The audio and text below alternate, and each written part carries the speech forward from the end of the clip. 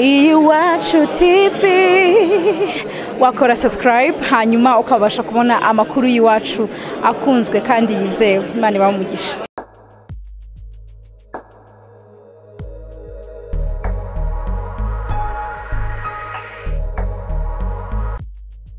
Nitwa Ngahongayire nk'abantu mu hanze y'imbazi Imana.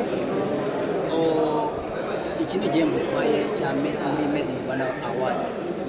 Wagihawe n'umuntu wakoze iki? Ni igihembo cyahembwa indirimbo yitwa Ndanyuzwe, indirimbo y'umwaka yo guhimbya gospel, nkaba mbishimira Imana. Kuba indirimbo yawe yabaye yarakunzwe cyane kurusha izindi ubyakira ati? Ni ibintu byiza, ndabishimira Imana ko niyo yabikoze, ntago irushije izabandi gusa kuba yatoranijwe guhembwa, ndabishimira Imana. Niki wabwira bateguye no event muri rusange? Nababwira ngo nibacika intege. Karisimbi Events ni igikorwa cyiza Made in Rwanda. Nsaba wenda ko next time n'abanyarwanda bose bazabyitabira kuko ni Made in Rwanda nyine ni ibyacu byakorewe abanyarwanda, so ni ibintu by'umugisha kandi mbashimira. Mu gushimira kwawe se gahunda ya Made in Rwanda wowe uyibona ute?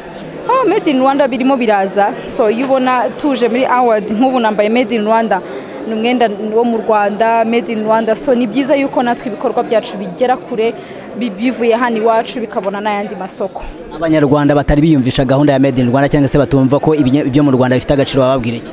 Nababwira ngo babishishikarizwe kubera yuko nta byiza nk'iby'iwacu, nta heza nk'iwacu. Ni byiza yuko mu minsi izaza Made in Rwanda izabikwiriye isi yose, bizadufasha gutera imbere kandi umunyarwanda wese utarabisobanukirwa abisobanukirwa kubera yuko iby'iwacu nibyo byiza mbere, bizatugeza ku yindi ntambwe. Utarabyumva rero yafatiye mbere akabyumva, agakora, agashyiramo ubushake, hakaba innovation, hakaba ibintu bigiye bitandukanye ku by'iwacu. Ku iwacu dufite imigisha myinshi.